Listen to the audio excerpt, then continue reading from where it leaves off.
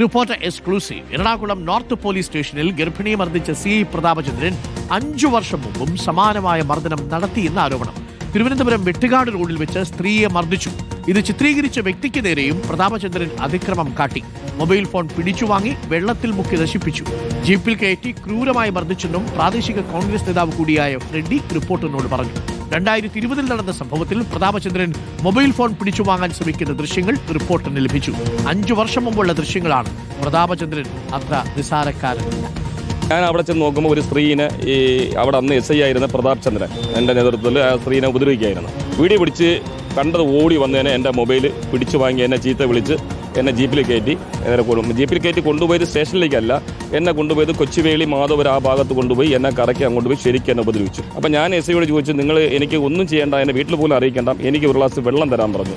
ഞാൻ പ്രിസ്ക്രിപ്ഷൻ കാണിച്ചു കൊടുത്തു. ഞാൻ ഇത്രയും മെഡിസിൻ കഴിക്കുന്ന ആളാണ്, എനിക്ക് വേണമെന്ന് പറഞ്ഞു. ഈ മൂത്രം ഒഴിച്ച് കൊടുക്കട മറ്റവൻ്റെ മോനെ എന്ന് പറഞ്ഞ് എന്നെ ചീത്ത വിളിച്ചു. ഈ ഹോസ്പിറ്റലിൽ കിടന്ന് 7 ദിവസം ഞാൻ മെഡിക്കൽ കോളേജിലുണ്ടായിരുന്നു. ഞാൻ കോടതിയിൽ നിന്ന് മറ്റൊരാളുടെ ജാമ്യത്തിലാണ് എൻ്റെ മൊബൈൽ വാങ്ങുന്നത്. ആ മൊബൈൽ വാങ്ങിച്ചപ്പോൾ എൻ്റെ ഐഫോണിന് വെള്ളത്തിൽ മുക്കിയാണ്. ഞാൻ അതിലാണ് ഈ വീഡിയോ പിടിച്ചെന്ന് പറഞ്ഞിട്ട് ഇദ്ദേഹം ആ വെള്ളത്തിൽ മുക്കിയാണ് ഈ കോടതിയിൽ കൊണ്ട് ഹാജരാക്കിയത്. ഞാൻ മൊബൈൽ സെൻറ്ററിൽ കൊണ്ട് ഐഫോൺ കമ്പനി കൊടുത്തപ്പോൾ അവർ പറഞ്ഞത് ഈ വെള്ളം ഇതിനകത്ത് നിറച്ച് കയറിയിട്ടുണ്ട്, ഒന്നും ചെയ്യാൻ പറ്റത്തില്ല എന്ന് പറഞ്ഞു. എനിക്കെതിരായിട്ടുള്ള കേസിൽ ചാർജ് ഷീറ്റ് പോലും കൊടുത്തിട്ടില്ല. എന്തുകൊണ്ട് കൊടുക്കുന്നില്ല എന്ന് എനിക്കറിയില്ല. കാരണം അങ്ങനെ ഞാൻ കുറ്റം ചെയ്തിട്ടുള്ള ഒരാളാണെങ്കിൽ എന്തുകൊണ്ട് ചാർജ് കൊടുക്കുന്നില്ല? ഈ മർദ്ദിച്ച സ്ത്രീ ഒരു 5-6 മാസം കഴിയുമ്പോൾ തന്നെ മരണപ്പെടുകയും ചെയ്തു. എന്ത് അസുഖത്തിലാണെന്ന് അറിയില്ല. ശരിക്കും ഉപദ്രവിച്ചെന്ന് പറഞ്ഞാൽ ഈ ഒരു ഗുണ്ടയെ പോലെയാണ് ശരിക്കും പറഞ്ഞാൽ പ്രതാപ് ചന്ദ്രൻ പെരുമാറിയത്. 10-15ഓളം പോലീസ് അവിടെ ഉണ്ട് സ്ഥലത്ത്. ഞാൻ പട്ടിയിൽ കൊണ്ട് അവരെ പ്രതാപ് ചന്ദ്രനെ അടിച്ചു എന്ന് പറഞ്ഞാണ് എൻ്റെ പേരിൽ കേസ്. അപ്പോൾ എൻ്റെ പേരിൽ കളവായിട്ട് കേസെടുത്തത് മാത്രമല്ല, എന്നെ മൃഗീയമായിട്ട് എന്നെ മർദ്ദിച്ചു. അർജുൻ കല്യാടുണ്ട് കൂടുതൽ വിവരങ്ങളുമായി. അർജുൻ കല്യാട്, 5 വർഷം മുമ്പ് നടന്ന സംഭവമാണ്. പ്രതാപചന്ദ്രൻ അന്നും ഒരു സ്ത്രീയോട് പരാക്രമം കാട്ടി എന്നുള്ളതാണ്. ഇത് ഗർഭിണിയായ ഒരു സ്ത്രീയെ അടിച്ചത് നമ്മൾ ഏറെ ബുദ്ധിമുട്ടിയാണ് അതിൻ്റെ ദൃശ്യങ്ങൾ പുറത്തെത്തിച്ചത്. ഇപ്പോൾ 5 വർഷം മുമ്പ് നടന്നൊരു ദൃശ്യം കൂടി പുറത്തു വരുന്നുണ്ട്. അന്ന് ഈ മൊബൈൽ ഫോൺ എടുത്ത് വെള്ളത്തിൽ മുക്കി അത് നശിപ്പിക്കാൻ, ഇതെന്ത് എലിയെ കൊല്ലുന്നു എന്നുള്ളത് നമുക്ക് സംശയം തോന്നും. പക്ഷേ ഇത് മൊബൈൽ ഫോൺ എടുത്ത് വെള്ളത്തിലിട്ട് നശിപ്പിക്കുകയാണ് ഈ പ്രതാപചന്ദ്രൻ ചെയ്തത്. അപ്പോൾ പ്രതാപചന്ദ്രൻ അങ്ങനെ ഒരു ട്രാക്ക് റെക്കോർഡ് കൂടിയുണ്ട്. ഇപ്പോൾ കൂടുതൽ കാര്യങ്ങൾ പുറത്തു വരുന്നു. നമ്മൾ തന്നെ ഇപ്പം 4 പേരുടെ കാര്യം സംപ്രേഷണം ചെയ്തു. ഇതാ 5ാമത്തെ ആൾ വരുന്നത് തിരുവനന്തപുരത്ത് നിന്നാണ്. എന്താണ് ഈ പ്രതാപചന്ദ്രൻ എന്ന് കാട്ടിക്കൂട്ടിയത്? ഈ ഒരു വനിതയെ ആക്രമിക്കാനൊന്നും പ്രതാപചന്ദ്രൻ എന്ത് അധികാരമാണുള്ളത്? വനിതാ പോലീസുകാരൊന്നും ഉണ്ടായിരുന്നില്ലേ ആ സമയത്ത് അവിടെ? അർജുൻ കല്യാൺ. ഡോക്ടർ ശരൺകുമാർ, 2020 ഫെബ്രുവരി മാസം 19-ാം തീയതിയാണ് ഈ പറയുന്ന സംഭവം നടക്കുന്നത്. തിരുവനന്തപുരത്ത് ചെറുവെട്ടുകാട് വയർലെസ് സ്റ്റേഷന് സമീപത്ത് വെച്ച് ഈ പ്രതാപചന്ദ്രൻ അവിടെയുള്ള ഒരു സ്വത്ത് തർക്കവുമായി ബന്ധപ്പെട്ടുകൊണ്ട് ഒരു സ്ത്രീയെ ഇങ്ങനെ പിടിച്ചു വെക്കുന്നതൊക്കെ ശ്രദ്ധയിൽപ്പെട്ടതിൻ്റെ അടിസ്ഥാനത്തിലാണ് പൊതുപ്രവർത്തകനായിട്ടുള്ള ഫ്രെഡി ജോസഫ് അവിടെ എത്തുന്നത്. ഫ്രെഡി ജോസഫ് ഒരു സർക്കാർ ഉദ്യോഗസ്ഥനാണ്. അതിന് പുറമെ തന്നെ ഇവിടെയുള്ള പ്രാദേശികമായിട്ടുള്ള സർക്കാർ ഉദ്യോഗസ്ഥൻ എന്ന് പറയുമ്പോൾ ഇവിടെയുള്ള സിവിൽ സപ്ലൈസ് അങ്ങനെയുള്ള ഒരു അർദ്ധ സർക്കാർ സ്ഥാപനത്തിൽ വർക്ക് ചെയ്യുന്ന ഒരു ജീവനക്കാരനാണ്. അതിന് പുറമെ പ്രാദേശികമായിട്ടുള്ള കോൺഗ്രസ് പ്രവർത്തകനാണ്. വഞ്ചൂരിലുള്ള കോൺഗ്രസിൻ്റെ ബ്ലോക്ക് ഭാരവാഹി കൂടിയാണ്. എന്തായാലും അതിനുശേഷം ഈ പറയുന്ന ഫ്രെഡി ജോസഫ് ആ സ്ഥലത്തേക്ക് എത്തുന്നു.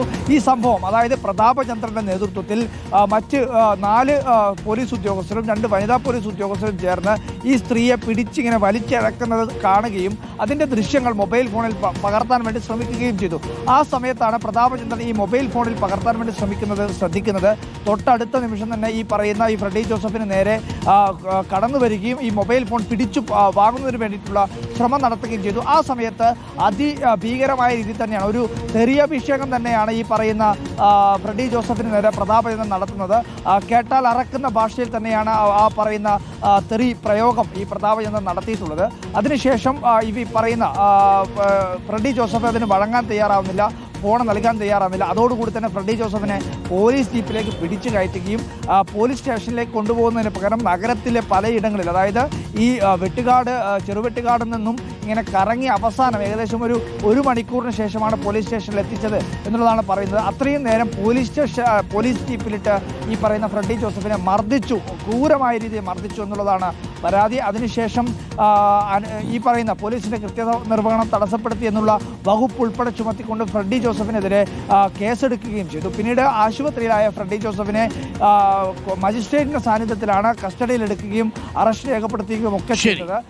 അതിനുശേഷം 9 ദിവസത്തിന് ശേഷം ഫ്രെഡിക്ക് കേസുമായി ബന്ധപ്പെട്ടുകൊണ്ട് ജാമ്യം ലഭിക്കുന്നു. ജാമ്യം ലഭിച്ച് പുറത്തു വന്നതിന് ശേഷം അതിൻ്റെ നിയമ പോരാട്ടം ഇപ്പോഴും തുടരുകയാണ്. എന്തായാലും ഈ പ്രതാപചന്ദ്രൻ്റെ ട്രാക്ക് റെക്കോർഡ് പരിശോധിക്കുകയാണെങ്കിൽ ഇത്തരത്തിലുള്ള ഒരുപാട് പരാതികൾ ഉയരുകയാണ്. 5 വർഷം മുൻപ് നടന്ന സംഭവമാണ്. ഇതുമായി ബന്ധപ്പെട്ടുകൊണ്ടുള്ള ഒരു നിയമ പോരാട്ടത്തിലാണ് ഇപ്പോൾ ഫ്രെഡി ജോസഫ് ഉള്ളത്.